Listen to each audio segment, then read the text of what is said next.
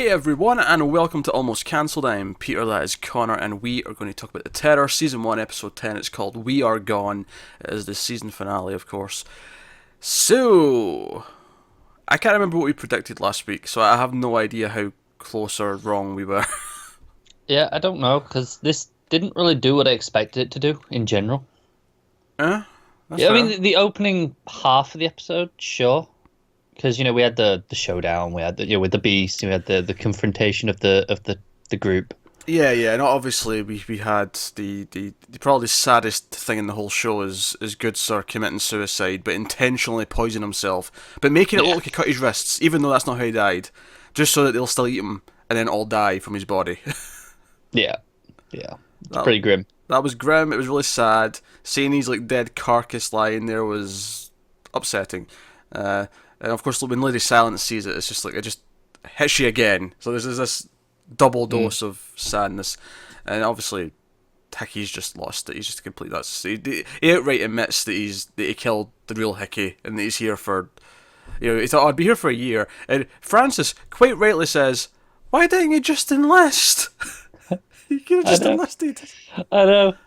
I guess he did. I don't know. He wanted to make sure he got on this position. He didn't want to just be put on a random ship going somewhere else. I guess I don't know, but that was, Although, even thinking about that, it doesn't really make any sense because, when he did sign up, well, not sign, when he came back into the boat, on the flashback we saw, it seems like they'd been just getting people to enlist, earlier in the week. yeah. It wasn't like he was just enlisting in the navy in general, and then they were Yeah, assigning no, people. they were signing Yeah, up for this particular mission, weren't they? yeah. Well, I mean, the honest answer is that he didn't even know about this probably until the Hickey told him about it, and then Yeah, he took his place once he heard about it. yeah, Which by that point, I assume it was too late to just sign up. probably. It wasn't like But he actually went hunting for someone because he really wanted to sign up. He heard about it from him and then said, "Oh, I fancy that," and then killed him and took his place. yeah, So, it makes some sense.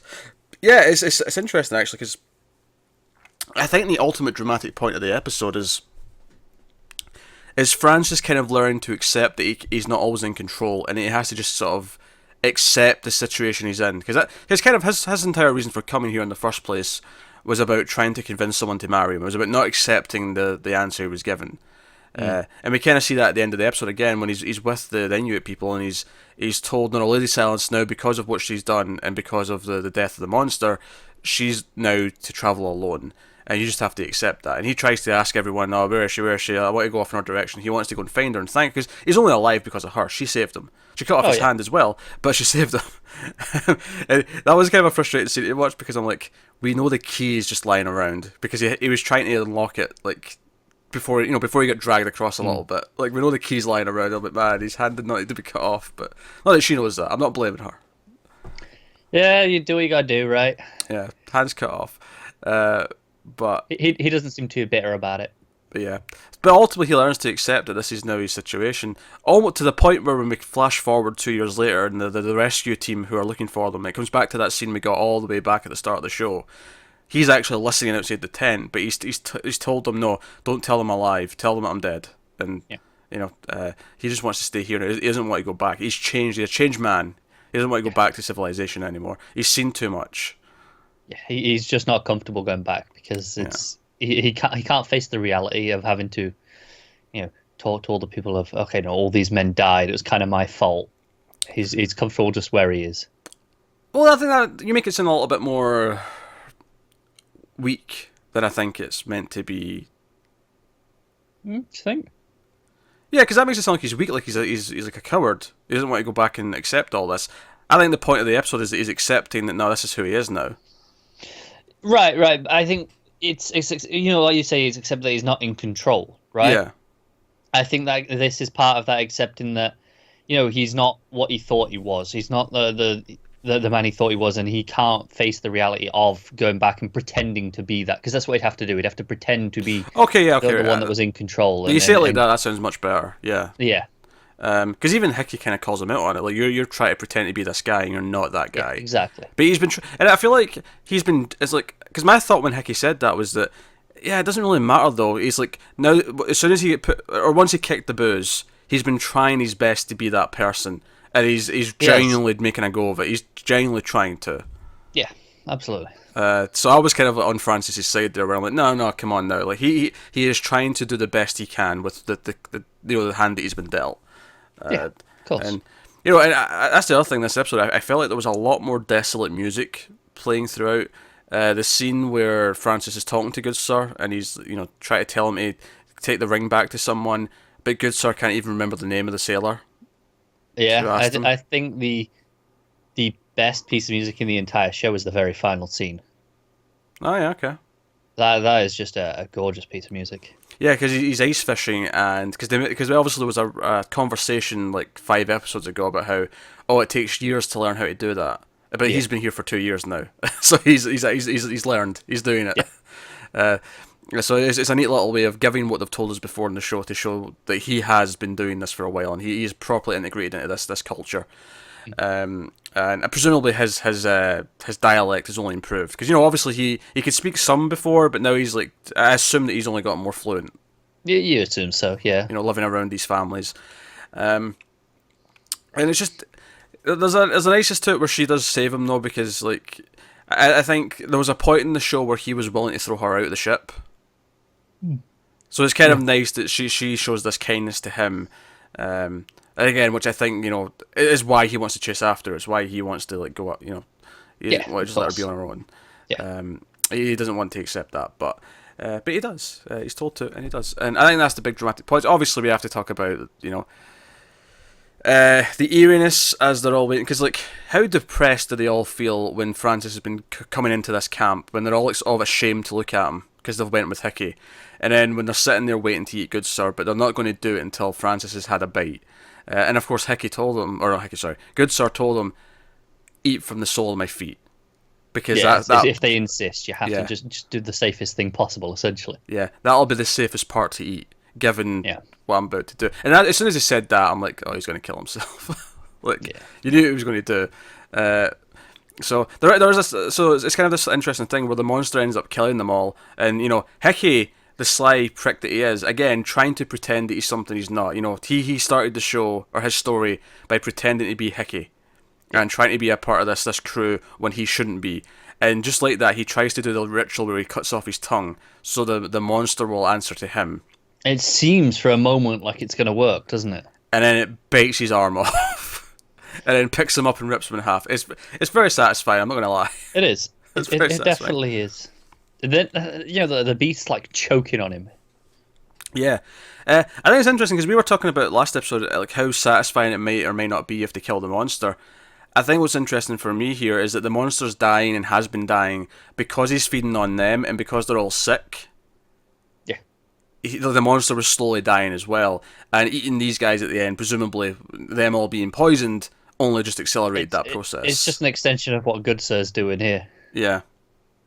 Yeah, it's interesting. It's interesting to see just how thematically that links up with the story of the show and the story of the men and how they've broken down. It's the idea of just the food chain in general. One thing affects another. Yeah, I'm even thinking about it as much as the monster's been attacking them, does it in some way represent their actual fire to survive? And with its death, it's all the men died along with, because we see later on when Francis backtracks and tries to find the rest of the men who went off south, the main camp, they all died. They're all dead. He finds them all.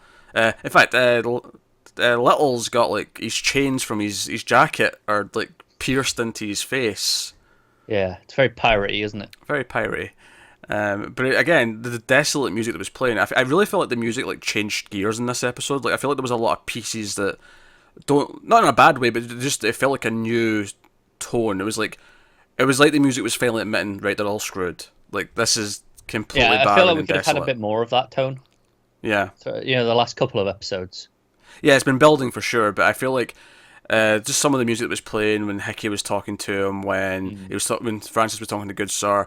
Then of course when he's like searching the desolate tents with all the men who have died, and in fact even the fact that this got a bit more surreal. There was like the one sick soldier who was left behind, or sick sailor who was left behind, and he fantasizes that Francis is in front of him, like, you know, all dressed up at the dinner table, and he's crawling along the dinner table. Yeah.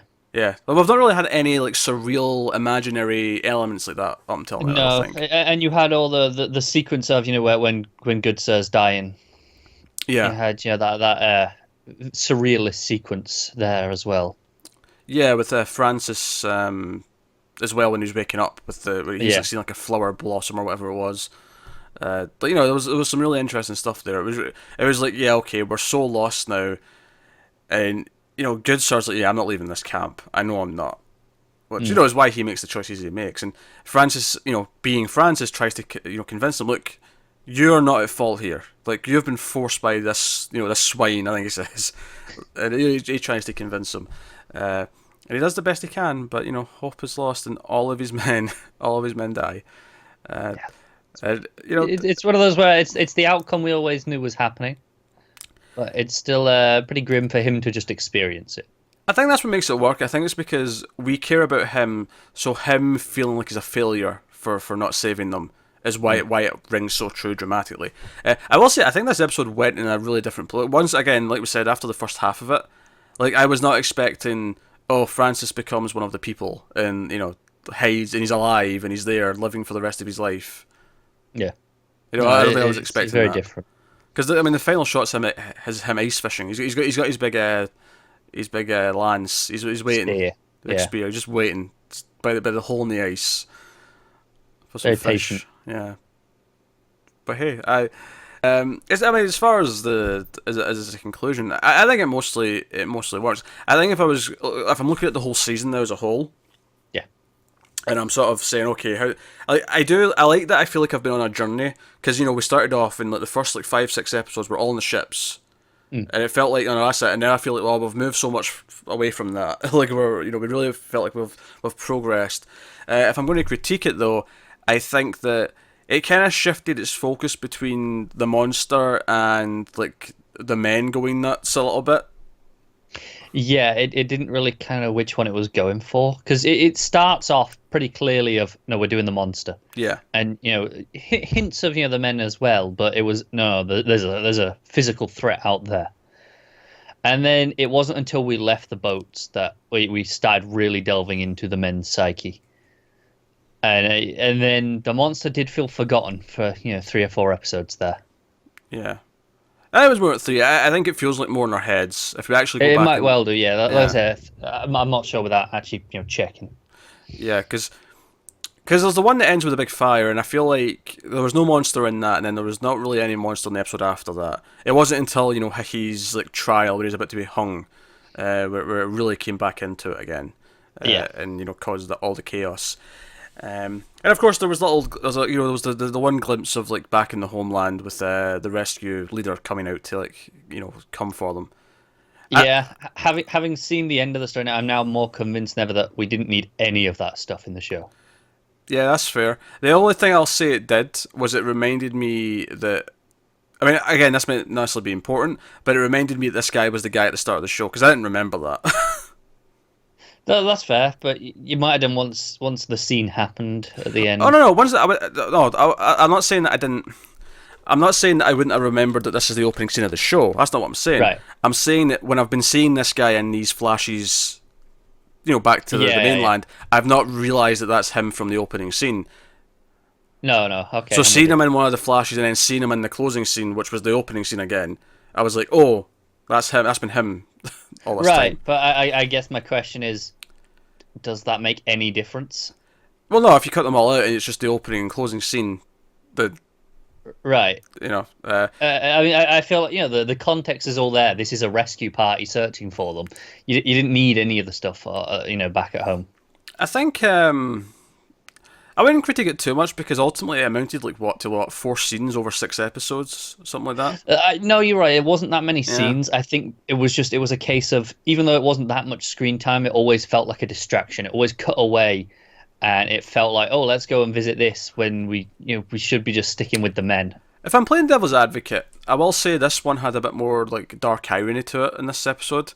Because he sounds so confident. We're going out now because we have to find him. Yeah, we made the right choice. Yeah, it's already too late by the time we see that scene. So there's a sad irony to it when he's like so confident he's going to find him. And then by the time he even finds the people to talk to them, it's like 2 years later. Like it's by that point the Terror and the Erebus have been gone for 5 years.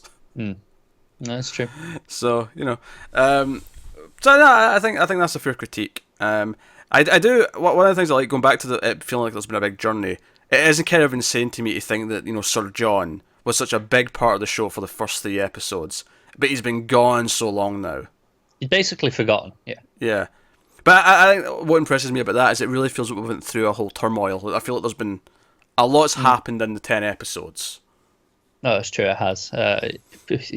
Maybe even too much. Maybe too much. That's up for you to decide. Yeah. But I think the season overall was pretty good. I think it had good atmosphere. It maybe shifted its attention here or there. I could have probably used a nicer design for the monster. Like I think the bigger bear kind of look to it was ultimately not that interesting. I think that design worked really well when we weren't seeing it much. When it was just a little glimpse here, it's just running out and it's back in the fog. It worked fantastically for that because you go, I get them mistaking it for a bear, and that really plays up nicely. Once it's in the open, we're seeing it up close. It's a little uninspired, I guess. Yeah, this episode more than any because this is the most we've ever seen of it because it really they saved up some effects budget for this episode. So like even when you're seeing it when it's dead, I'm just like, yeah, okay, it's just that. Yeah, it's just a big bear, basically. Yeah, yeah, a bear with a bit of a face. Yeah, pretty much. So I mean, I could have used a nicer design for the monster, and maybe I don't know some like I'm saying. Like, I think it's kind of touching on ideas where the monster represents their fire to survive. So it dying is kind of like the sign of they've all died. It is. I feel like it could have touched on these themes a little earlier. Like it's not till we get to the end that you realise these ideas. And even the idea that once they all started feeling hopeless, it disappeared and was sick, and then it popped back up when everything got really tense again because Hickey was about to be executed. It was almost like when tensions rose and like the I don't know the energy I guess amongst the men rose. Yeah, I think the problem is appeared. It makes sense now we've got to the end and realised what it was, but at the time it kind of felt random. So I felt like we should have been dealing with these themes a little earlier, so it didn't feel like it was just random attacks here or there. I think it's a tricky line to walk because if you set it up too soon, it'll probably start to feel really predictable as to when the monster's going to attack. Because we'll be like, oh, everyone's getting. It is, and like I say, I'm talking about just the last 2 or 3 episodes. Definitely not before they leave the ships by any means. Honestly, I think for it to really be set in stone earlier, what you would have had to have done, and this would have been weird given the style of the show, but would have been to cut to the monster at some point on his own and seeing him sort of parallel how he's acting with how the crew are feeling. I think because we had some of the scenes just a couple of scenes of the beast with Lady Silence. Yeah, I feel like we could have done a little bit more with that side of it to show that. Yeah, no, probably. Because I think my favorite part of the show, my favorite scene is still Hickey, his first murder. With the top off. When he goes deranged. Yeah. Yeah, because I'm thinking here at the end where we get them talking about the Toonback and what it really meant to the people, and what it was for them, and because Francis is like, you're not mad at me for being part of its its demise. And I think really experiencing a bit more of that side of it and what this thing actually was beyond just a threat to the men might have helped. Yeah, because I feel like there's a lot of thematic things to do with it, more than just it's a big scary monster, but it didn't really communicate a lot of that too much. Like we were kind of extrapolating a lot of it just from discussing. Okay, when did it show up? How did it die? Yeah. And obviously you have the character study elements of like the good people and the bad people. You got Francis, you got Good Sir, you got Fitzjames. Probably the strongest elements of the show is this here. And then you've got obviously Hickey. Characters. Yeah. Yeah, exactly. And on the other end of the spectrum. Yeah, you got all these different characters and seeing how they all react to the situation. That is kind of probably the strongest part of the show for the most part. Like I say, there was times when the atmosphere would spike and it would be even better than that, but that was typically the best stuff of the show. It was very consistent, the character work. Yes. Which, I don't think there was ever a point where anyone did anything that felt out of character. You could always understand every choice always felt perfectly aligned for whoever it was and where they were at that point. Yeah. I wonder, like... It's funny, because I can almost see the movie version of this in my head. It's like 2 hours long. Yeah. But I don't know if that's better or worse. Like, I don't know if you lose far too much by trimming it all the way down to that. I think if you go to like 2.5 hours as a movie, you can still play it out a little bit. Because it's the episodes are almost an hour long each, so we're talking. We'll round it down to 9, say, once you take away all the little bits that don't quite make an hour, right? Yeah. You're looking at maybe a fifth, give or take, of what you've got by the end. Yeah. But I guess that's kind of the reason why you make the show is because it's always that length, right? It's always a movie, this type of story. This was an exploration of, okay, what do you do with 10 episodes of this? Yeah. So that's kind of the point, and I guess, in that sense, okay, no, absolutely don't cut it down. But I'm imagining it in my head, and I'm saying, okay, you have Sir John and die at the end of Act 1, probably. Yeah, I think the difference with a movie is you don't have as many characters feel as fleshed out. No, you can't. You get Francis and probably just Hickey. You get the good and the bad, and that's it. No, that's absolutely true. Whereas here, we got Little, we got Good Sir, we got all sorts where we've really got to know them and understood them. Yeah, Blanky, Fitzjames, several of them. If at one point it was implied Hickey had robbed his grave, right? The boots. Yeah, because you see the boots. Yeah. Yeah. And that's just something else you want him to die for, because at this point you're like, I can't wait for him to get killed. It's coming soon. Yeah, what's the finale? Like, this is going to be the... We can't have a happy ending overall, but we can get the happiness out of Hickey dying. Yeah, we get some satisfaction at least. Yeah, actually I laughed. See when they said, the monster's sick, is like, he's sick after feeding on. I know what he meant, but part of me chuckled because I was like, because he ate Blanky with all the forks. Yeah. he's in pain. Oh, yeah. Oh, that's fine. That's good. But yeah, that's the finale. That's been season 1 of The Terror. Maybe we'll see if there's going to be more seasons. They did say originally if there's going to be more seasons, it'll be an anthology, so there'll be different stories per season. So I assume it would be another horror survival type of story. I'd be really interested because obviously this one was based on a book, and yes. I wonder, have they got other material in mind to adapt from? I believe the author has more books, and that would be probably what they take from. Okay, cool. But I wasn't sure if they had other material or if it would be more original. Yeah. No, I feel like I remember them saying that more of Simmons' books would be what they use for future seasons. So we'll see if that comes to pass. We'll see if it gets renewed. But the great thing about an anthology like this is that it doesn't matter too much. Doesn't matter if this is it. Yeah, no, it's a complete story, beginning, middle, and end. I enjoyed watching it, and I suppose that's what matters most. So, worth checking out for sure. That said, if you're watching a finale review, you probably did check it out. With spoilers, yeah, you probably did check it out already. So that is it. So let us know what you thought of the episode and the season as a whole in the comments below. Like and subscribe, all that stuff. Get us on the Twitters at mailed_fuzz for channel updates. If you want to support the channel, head over to patreon.com/mailfuzztv. If you've listened to the audio feed of this, the Almost Cancelled TV audio feed, you'll notice that there's like Expanse and Handmaid's Tale and a few other shows that go up. That will continue. There'll be more shows going up in the feed. Of course, there's also the Netflix audio feed, and there's a bunch of other ones. Head over to Patreon, because we've got a nice list of all of them, as well as all the other shows we do over there. But otherwise, that is us. So thank you once again for watching. Keep watching TV, guys, and we will see you next time. Have you got any vanilla?